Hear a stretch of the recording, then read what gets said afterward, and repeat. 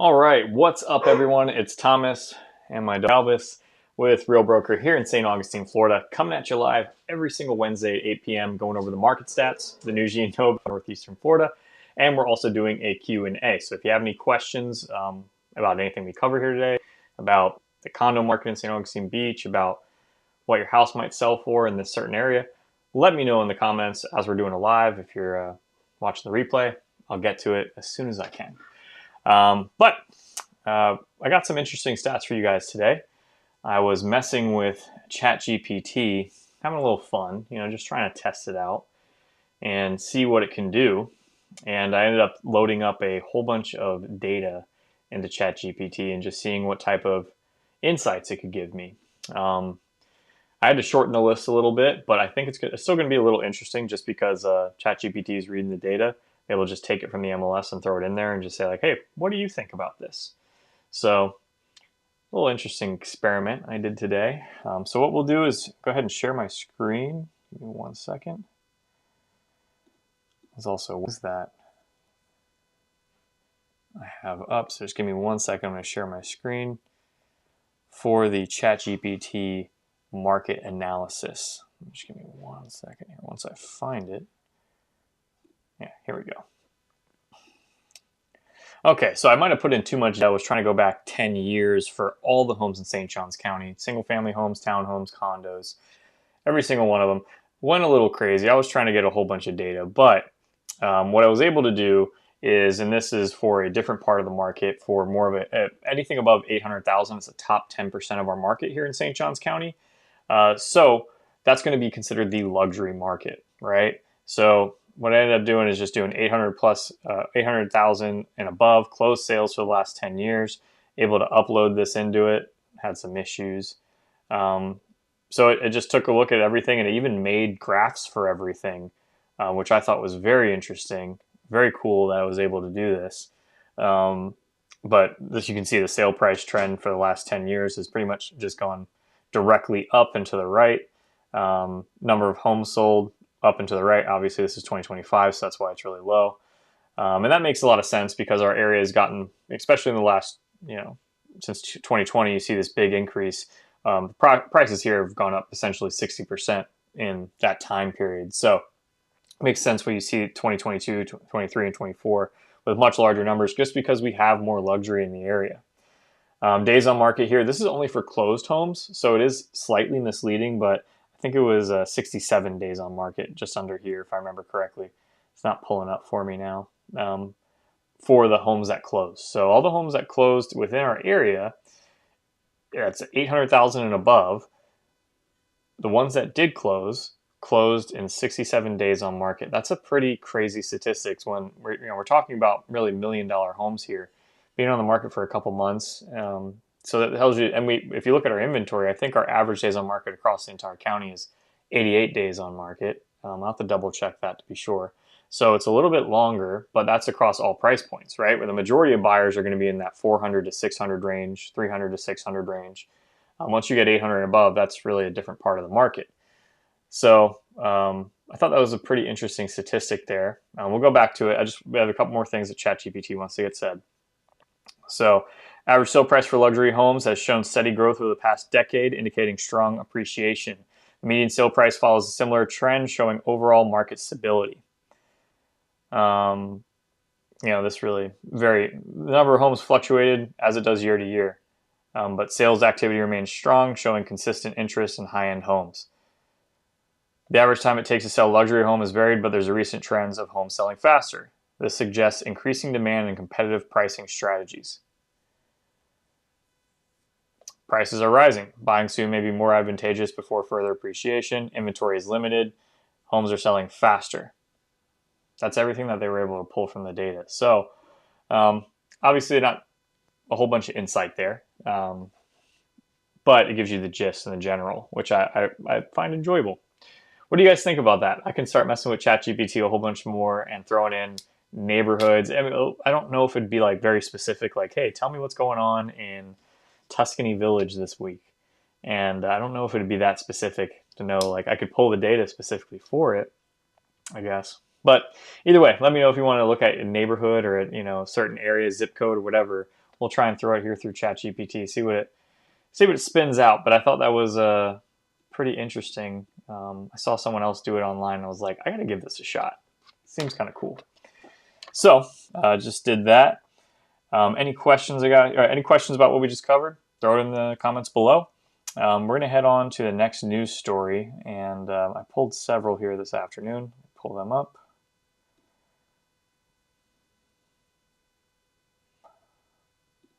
Let me see here.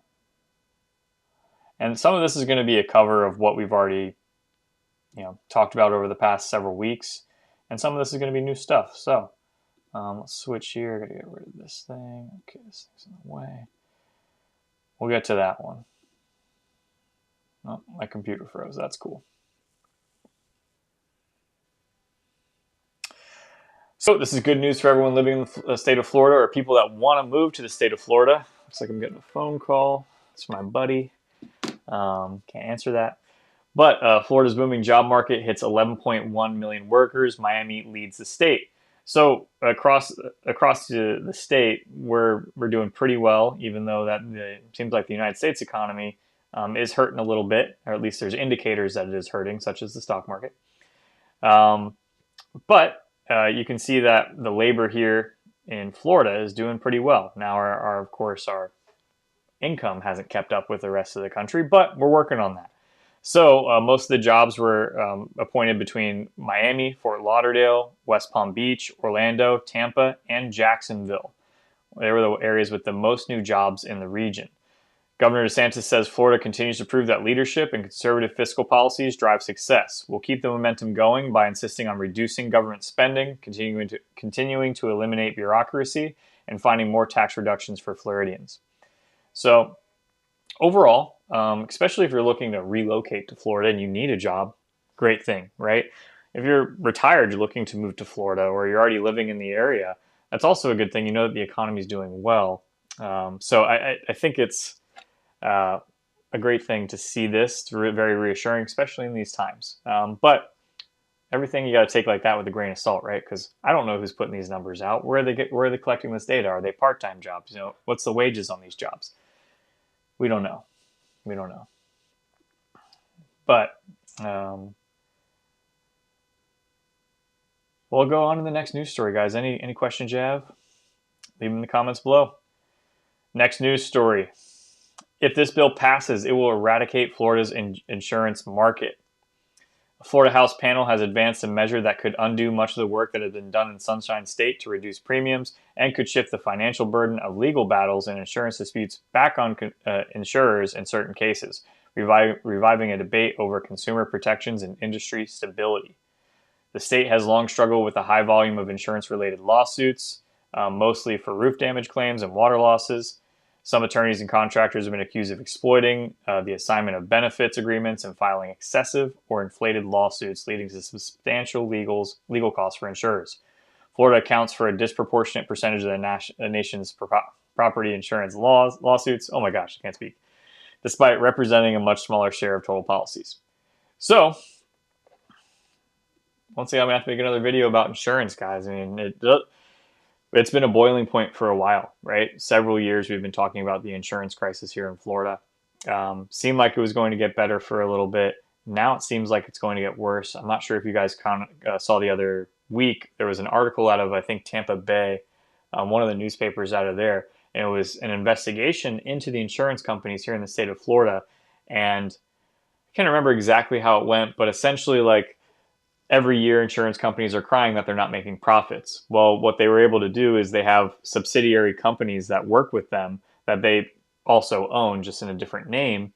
And then they essentially push all the profits to these subsidiary companies, kind of just moving that money around. And so, like, hey, we're claiming losses. So there's an investigation done, and I'm surprised I haven't seen more of it. But I think I'm going to have to make a video about it, guys. The insurance market, hopefully it starts getting better. I know there's legislation going back and forth all the time about this, but what's the right thing to do? It's hard to say. It's a rock and a hard place. I wouldn't be surprised if it wouldn't get like federally subsidized here in the future, but we'll see, especially with us being such a strong economy now, so it's like you almost kind of have to, but we'll stay up to date on everything, guys, you know. On to the next news story. This is something that we talked about before, and it ties in with the insurance. South Florida's soaring condo costs are pricing out retirees on fixed incomes. So if you've been watching the channel, then you probably know that condos within the state of Florida are having a good bit of trouble. Ever since the Surfside collapse in 2021, in 2022, the state of Florida put in essentially laws saying that, you know, a building that is over 30 years old within a certain distance to the coast, that's 3 stories high, needs to have a structural integrity test done every 10 years, and it also needs to have its reserves fully funded. So a lot of these condo buildings, they've already been hit pretty big with these insurance issues that we've had. So the HOA fees for a lot of these condo buildings have gone up drastically. There was one, I was looking at a property in between the year, between 2023 and 2024 with one of the buyers that bought a investment property down here. And we were noticing that for certain units, they had $400 more expenses in their condo HOA versus the other ones. So I was forth with some of the listing agents didn't know that the HOA fee had changed. There's only one in the entire building that actually knew that the HOA fees had been increased because the insurance policies increased. So it went from like $600 to $1,000 a month to live in this condo. That's a huge change, right? That's a huge expense every single year, every single month, even at that point. So now with these new rules on these 3-story condos and above that are at 30 years or more older within a certain distance to the coast, they need to have a structural integrity inspection, which is expensive to get. You get an engineer into your house, it's going to cost you $1,000. Get an engineer into a 300-unit condo place, it's going to cost a lot of money. And then also to have the reserves funded for future repairs, because that's where everything is coming from. This condo building fell, and that shouldn't happen, right? So the fully funding reserves is kind of those things that no condo, for the most part, no condo would be able to do that within a year. Like, so, hey, we're putting the rule in right now. You need to fully fund these. They get the money from the homeowners. So this has led to a big problem here in the state of Florida where they're actually having to have an emergency meeting regarding condos and what they're going to do, because the legislation they put forward has kind of put, a gun to a lot of these owners' heads, like, hey, you either pay the bill or you sell. And a lot of the people are choosing to sell, but it's tough because buyers then have to be able to afford the condo. So then if you're going to sell, you have to think like, okay, so the cost is all the same to someone. What's their monthly payment coming out? Are they going to spend $4,000 a month over here and not have a condo fee like yours? Or are they going to spend $5,000 over at yours where they have a $1,000 HOA fee every single month? What's got to give? Well, that means price has to give, right? So then you're thus affecting tons of people who own these homes or these condos, and their equity that they had at one point and really overnight could pretty much change. As of right now, looking at the stats, not too much has happened in the condo market, right? It's still selling about the same average, still same average amount of listings, at least in our area. But this is something to keep an eye on, guys, especially if you're interested in a condo or if you want to sell your condo. So that was a long one. Sorry there, guys. I gotta speed it up. I'm seeing listings in St. Augustine's for like $410K with over $7K in property taxes. Yeah, so that is I actually was just looking at a scenario today. That's very true, but that's probably including the CDD fee as well. Typically in St. Johns County, and I can pull up the property appraiser site here for you, Rob. Here in St. Johns County, they have a property tax estimator. So I'll just go ahead and pull that up here real quick. So you can pull up and estimate what taxes are.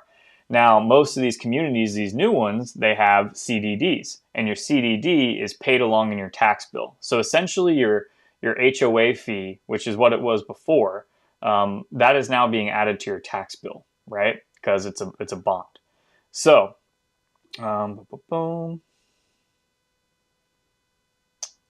think this is the address here I was looking up earlier. You know what? No, here. This is actually a better example. I was looking up this home, which this is a beautiful home for sale in Entrada, priced really, really well. 52 Huesca Street. I'll just show you real quick. I was looking at this with one of my buyers yesterday. Beautiful, beautiful home. I think it's the Camellia floor plan at a DR Horton Entrada.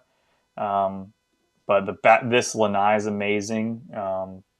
3-car garage, sits on the pond, like very sweet place. Either way, we were doing the numbers on it just so it made sense for my buyer.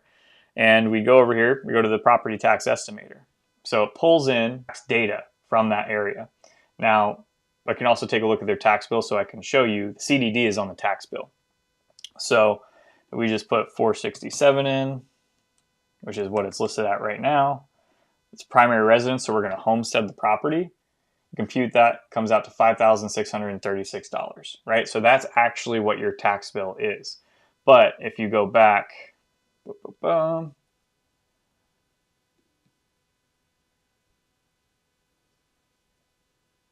you can see they have the Entrada CDD added on here, which is $2,500.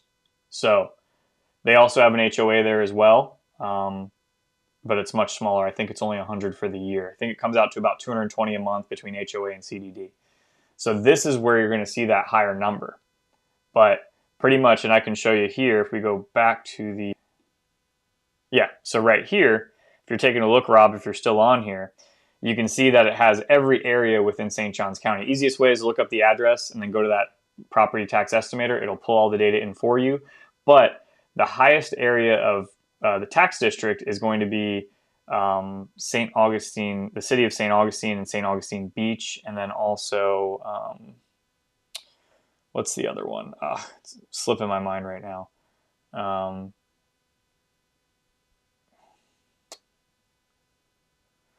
Either way, but you can see most of these are at one, so this is Ponte Vedra, 1278, right? If you find St. Augustine City, if you guys see it, City of St. Augustine, here we go, 18.72, right? So that's up there as well. That's one of the more expensive tax districts. So all that means is that your tax bill is going to be a percentage. It's going to be 1.8% of your purchase price, right? So that's what the math is happening here. So based off 467, homestead exemption gives you a $50,000 deduction on your tax bill. Compute it out. This should be about 1.26% of your purchase price. So that took me like 5 minutes to go over all that. I hope that was informative to you. But more than likely, if you're seeing a $400,000 property with $7,000 in taxes, that is the CDD, which is technically it's just think of it as a maintenance fee or another HOA. Like that's the best way to think of it. That's for your community, right? So your tax bill from the county is actually much less. Typically average, just say 1.4% of purchase price is about what you're going to pay in property taxes here. So hope that helped, Rob. Appreciate you joining in on this. I really do. Let's go to the next comment here. Let's see. We got Kevin Hawthorne. How you doing? Good evening. Appreciate you being here, Kevin. Hope everything's going well in Lakeland. Sci-Fly the Fish Guy. I feel like you might have a sweet YouTube channel. I might have to check it out. What's the most common reason for homes being listed for 120 to 250 days, sometimes more? Lack of offers, stingy sellers, interest rates, or other reasons? Seeing a lot of that in Palm Coast. That's a great question. So there's a lot of varieties. Yes to all of that, right? They all play a factor in that. What we know as real estate agents is that homes don't sell for two reasons: price and condition, right? Everyone's the king of their own castle. They think their home is the best and it's worth $50,000 more than you actually think it is. And that's fine. That's what it is. But at the end of the day, I could tell someone a price. They're not going to, I could give them all the stats and everything and put it right in front of their face. And at the end of the day, the seller chooses the price. I can just recommend a price, and then it's up to me. It's like, do I want to deal with this person, right? Because they're not being reasonable. Doesn't make sense. So homes being listed for 120 to 250 days, you have two parties of people. The best homes are selling still quickly with multiple offers. They're move-in ready, right?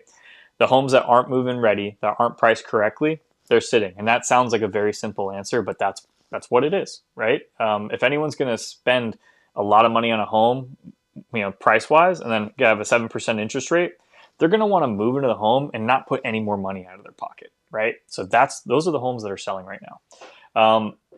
Asterisk, side note to this, right? 120 to 250 days. We have a ton of new construction in our area. So you'll see a lot of that, especially, and I imagine it skews new construction is 25% of our market. So I imagine it skews our days on market pretty heavy. But a lot of these guys, they'll list these new construction homes like, hey, this home will be built in 4 months, or they'll list the floor plan of that home. And then you got to reach out to the sales rep. And then either way, that floor plan could be on the market technically. Like it won't even be built yet, but it'll be on the market for a year. And they might keep that same listing up so they sell that same floor plan before they take it down.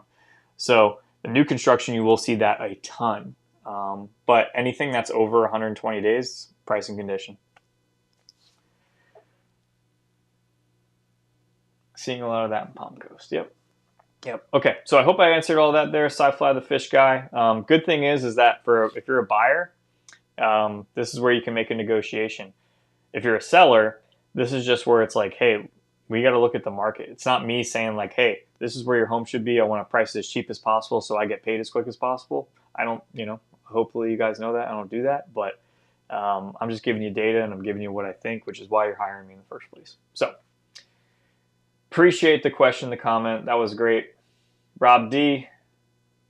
Okay, 110. All right, I'll pull this for you real quick. 110 Willgrove Place. Let's take a look real quick.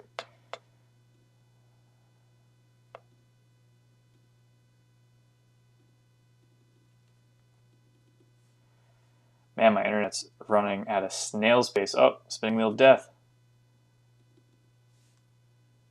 Uh-oh, Rob, you might be SOL. Oh my gosh.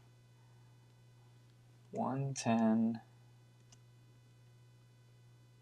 Wildgrove. Hey, I got that right? Let me see.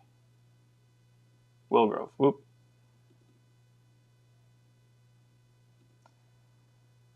Oh my gosh.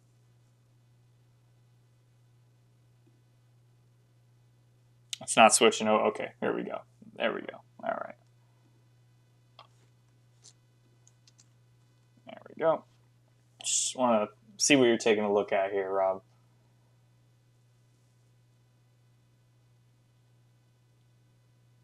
Dreamfinders build. Trailmark. Yeah, that sounds good. That's a good neighborhood. This is one of my favorite neighborhoods. I love Trailmark. It feels like it's mature. It's an older neighborhood, so it is a little bit more mature. You do have some older homes there, but just feels more of a developed new construction neighborhood. All right, so let's take a look here. We'll go to boom.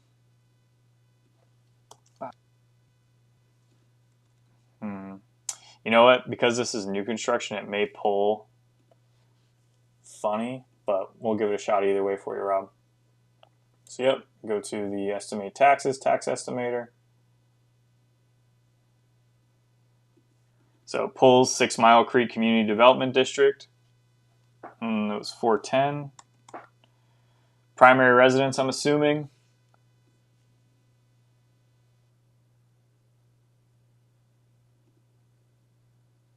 Let's see here. Yep, and it has the CDD right here. 6 Mile Creek CDD 2360. So really it's, $5,000 is what it is. Also, I would like to note too that a lot of times I see in this property tax estimator, they shoot pretty high. A lot of times I'm seeing the property tax bill actually come in about 80%, 90% lower than, not 90%, so 10% to 20% lower than what I show you on the screen. But it's just a good resource. I'd rather give you, hey, it's going to cost you X and it comes in Y, then I'll look like a good guy, But Rob, appreciate you, man. Hope that helped out. Okay, all right. I'm reading these one at a time. Helped you out. Cool. A single story close to the beach in flood zone, even a viable option. A single story close to the beach in a flood zone, even a viable option. Let me see here. Let me just, if I know who you are, I might be able to help you out a little bit better. But it's definitely, you 100% can get a single story close to the beach in a flood zone. It's just how much you want to spend, right? Like there's plenty of that.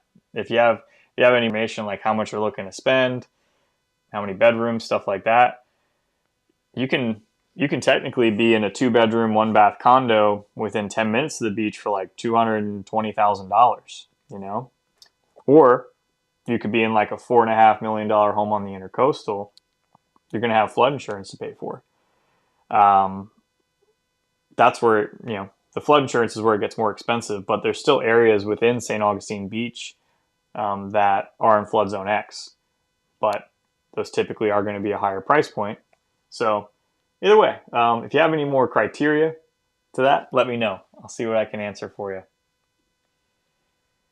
All right, we got John, Metro Ice Hockey. I love living in no city limits. It's awesome. No extra taxes, just me and the sheriff department. Yeah, well, that's the thing too, is like, so I live in West Augustine. The city limits actually extend into West Augustine. So just on the other side of the train tracks, the taxes are 1.8%. My taxes are 1.23%. So I'm saving like 30% in a tax bill just by being on this other track. And the hard thing is if you live on this side of the train track where you're having the higher tax bill, that money isn't going to West Augustine. That money's going to downtown, right? Which is very frustrating to me because like if you live there, you're paying the same tax bill to fit the bill for all the lighting and the streets and all that for downtown, but you're not getting any of that services over here. I think it should be a separate tax district. But yeah, that's the way. You don't want to pay. I don't want to pay anyone any more money than I have to. I'll keep it in my pocket. So, guys, any questions? This has been great so far. We got 20 people on here. Wow, it's amazing. Any questions about real estate here in St. Augustine, St. Johns County, northeastern Florida? Let me know, and we'll answer them here live today, just like we're doing right now. So, we bumped to 19. Unbelievable. I called you out. All right, let's see if I got a couple more news stories here. So, where are we at? This one here. All right, we're going to change gears. Oh my gosh, my internet is slow. My wife is watching Love is Blind or Temptation Island or something. She must be watching it 4K or something. All right, we're being loved to death. St. Augustine Vice Mayor proposes to shorten Night of Lights. The city hires outside consultants to remedy the issues and concerns caused by overcrowding during Nights of Lights. So what the idea is to cut January out. They want to shorten iconic Nights of Lights because of the unprecedented gridlock and unexpected city cleanup costs at the tune of $325,000. And we had said that the year's overcrowded event negatively impacted the city and its residents. Like, I don't know. I've lived in St. Augustine a while. Night of Lights is always been a thing, right? It's always been a pain. Has it gotten way worse in these past 5 years since the pandemic? 100%. Yes. But that's why we talked about building parking garages and doing some infrastructure improvements. They act like this is a new problem right now. People have been complaining about this for years. And I live literally a mile from downtown. I can tell you that it affected my life zero. Actually, it took me a little bit longer to go get a pizza, but like outside of like going to get a pizza downtown during Night of Lights as a local in December, I'm not going downtown. It's just, I'm avoiding it. And I know how to get around to avoid all of that mess. Now it sucks if you live downtown. That's part of what it is. That month is terrible.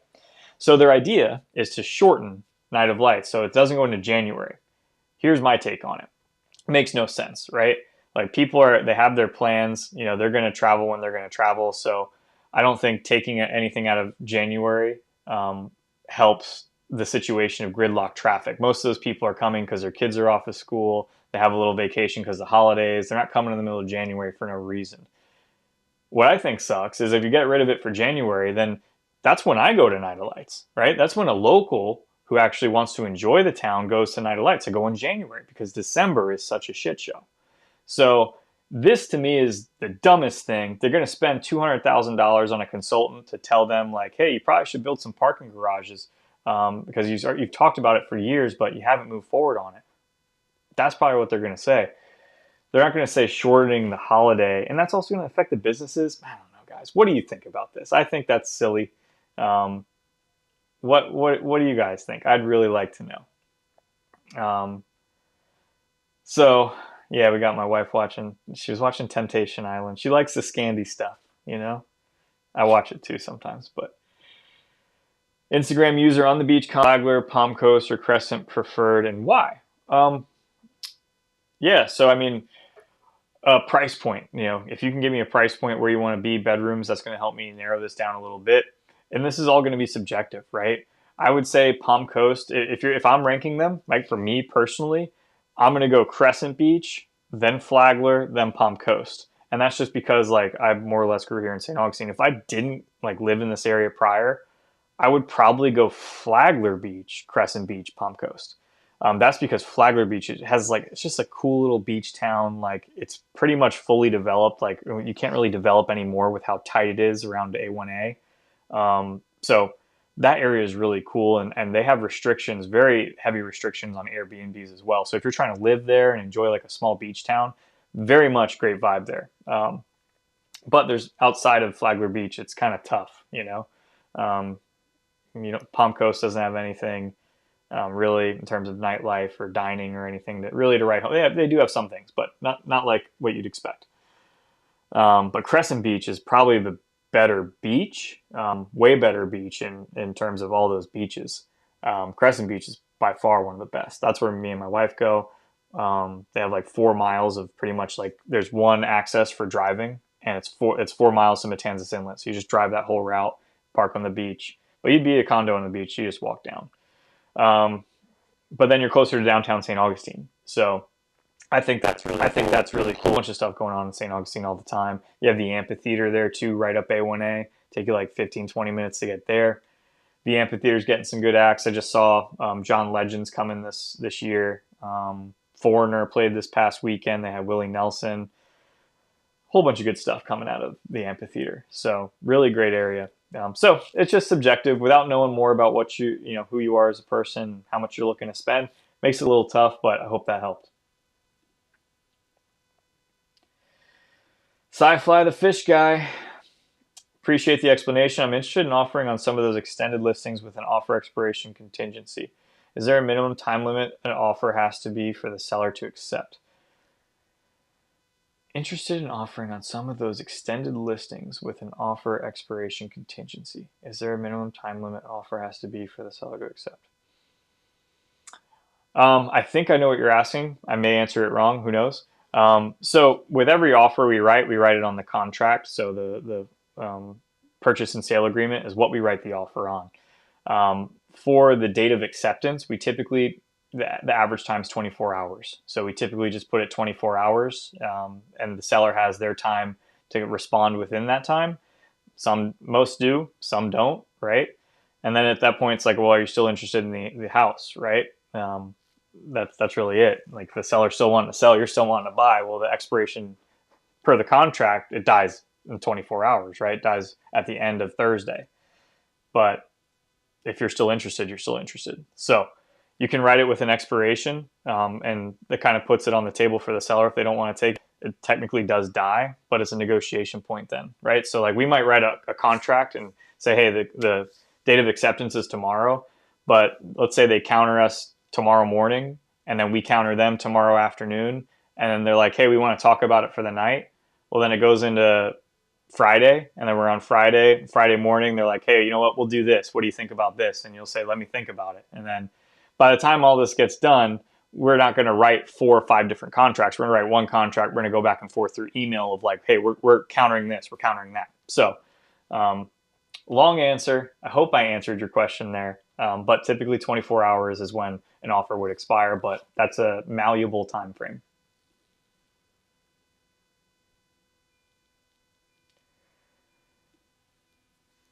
Offers would be very buyer friendly, probably 20 to 30% below asking, just to see if any sellers bite. Devin from Wisco, sadly, no YouTube channel. Oh, okay. Oh, Devin. Okay, we spoke on the phone. Yes. 20 to 30% below ask. Yeah, that's probably not going to happen, especially if you've been on the market for that long. I mean, you might get a couple bites, but if you're not a cash buyer, that's where it's tough. That's where You know, if you're alone, then that's going to be a tougher sell. If you're a cash buyer, like, hey, yeah, I'll throw you 20% less and see what happens. But being financing, it makes it a little tougher, I would say. So, Sci-Fly the Fish Guy. I wonder why your name is that. Very interested, Devin. But we'll talk more about it. I appreciate you commenting, man. Thank you. Okay, let's see. Thank you. I will reach out. Yes, please do. I have my contact info here, guys, for you. You any questions about what we covered here today? Reach out to me directly. Shoot me a text. Shoot me an email. We're here to help. I got a baby on the way. Next couple weeks is going to happen, so I need all the help I can get. All right, so I just sent that over. That's in the comments here.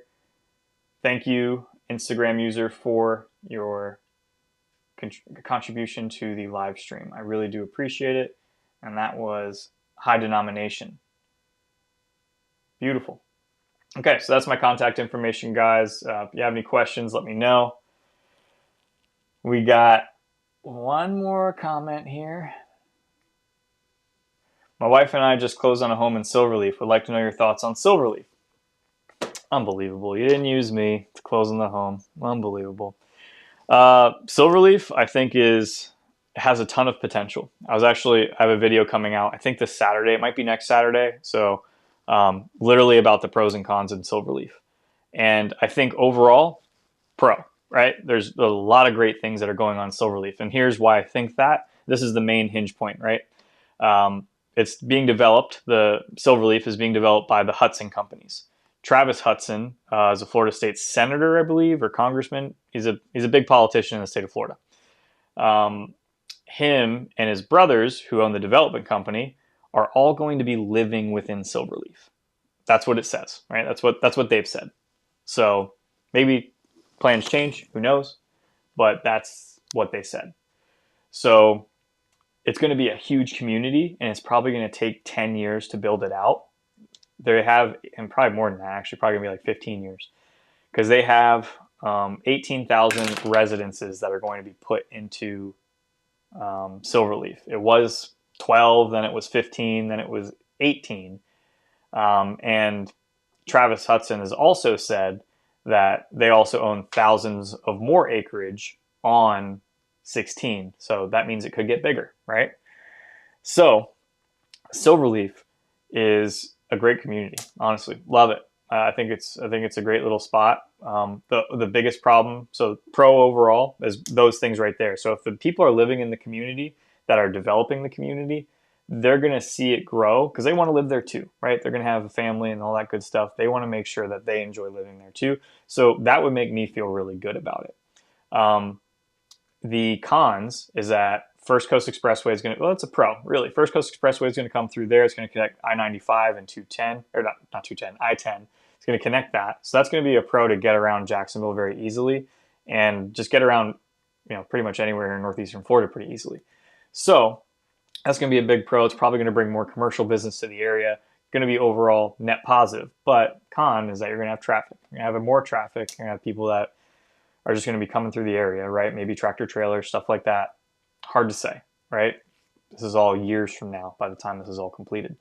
I had one other con about Silverleaf that I thought was pretty big. What was that con? Oh, this is the other con.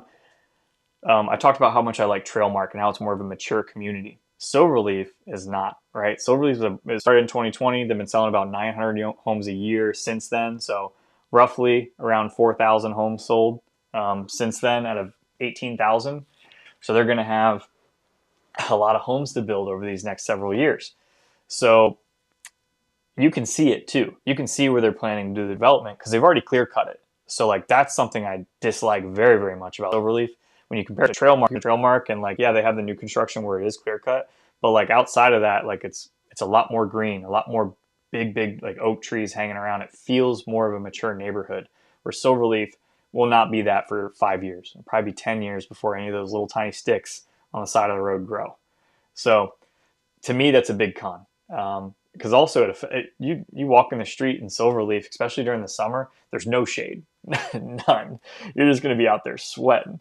So either way, overall, congratulations, Nicholas, to you and your wife. Silverleaf, I think, will be a very, very good community. I think it'll be like Nocatee, in the same grandiose and um, in terms of the same capacity of like what we view Nocatee as today.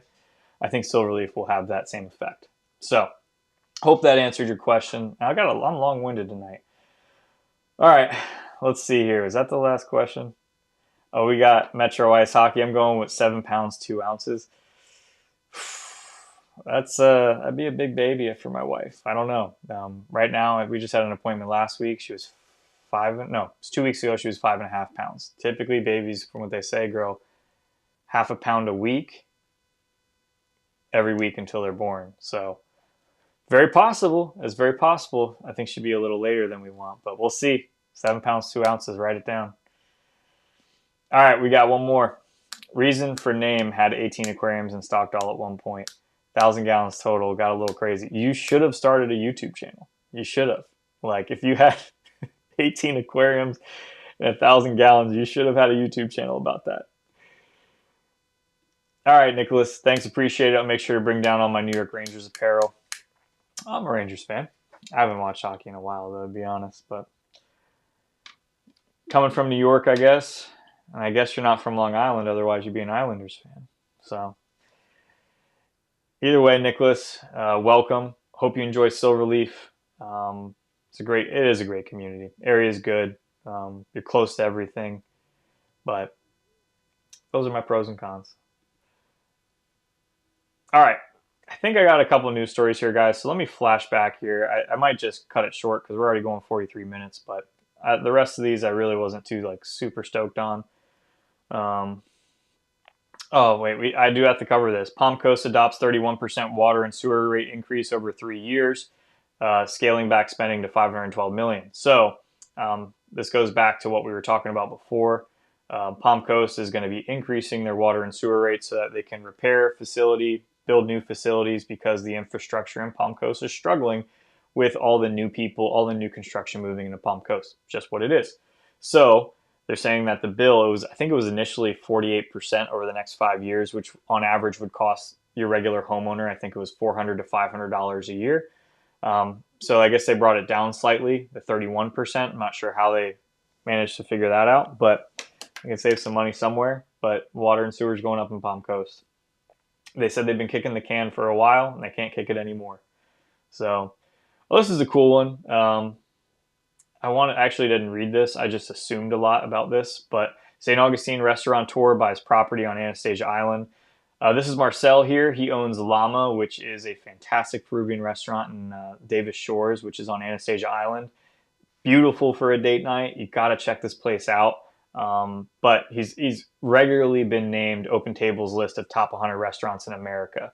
So the only way to get a seat in the house is to go on Open Table, and a lot of times it's 2 weeks booked out. So it's not a big place, but super cute. So this is what I thought happened. I didn't read this article, but the owner of the top-rated restaurant, St. Augustine, recently purchased the property he was leasing on Anastasia Boulevard. So that's amazing for him. I'm stoked for him. They've also just recently in my neighborhood, they opened Maracuya, which in my opinion is the best coffee shop here in St. Augustine, hands down. The staff there are great. The vibe in there is super cute. It's not a huge place, but super cute and small. It's exactly what West Augustine needed. So he's got the Midas touch. He's doing very well, and I'm super stoked for him. But him and his wife Stacy run Maracuya and Llama, and they both are great, fantastic products. I could see why they do well. So, all right, enough of that. Okay, I'll finish these news stories. St. John's will gauge interest for partnerships at former Hall of Fame site. So we've been talking about this, guys. Thought the county bought it and was going to be done with it. Now they're looking for partnerships for people to join in on what's going on at the old World Golf Hall of Fame site. Kind of a sticking point for that area because it's called World Golf. The majority of the community there is World Golf Village. The exit is World Golf. So that area is considered World Golf, right? So you take the World Golf Hall of Fame out of it. Are we still going to call it that? I don't know. A lot of people want it to go back to 9 Mile Road. We'll see. I don't know if it'll ever go back, but I actually think it'd be kind of funny if we just kept it as Golf Village. But they're looking for partnerships. So if you guys are trying to develop something, go ahead. Go with the county. Commissioners' voting rights sparks fiery debate at St. Johns County meeting. This is actually a big win for us. And just what I was talking about in Silverleaf, how they clear-cut stuff. So there was, let's see. Okay, so this is just the article here. This is literally just talking about the drama that went on there. There's nothing here about the article that I thought it was. My mistake.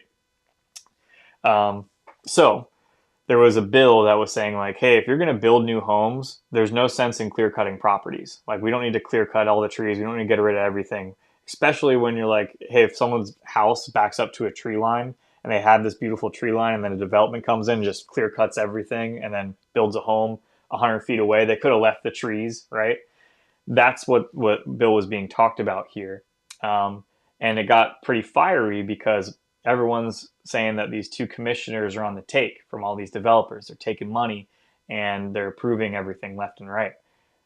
There's no proof on any of that. It's all allegedly, at least from what I know. And I'm in the know, I would say, probably more than most people.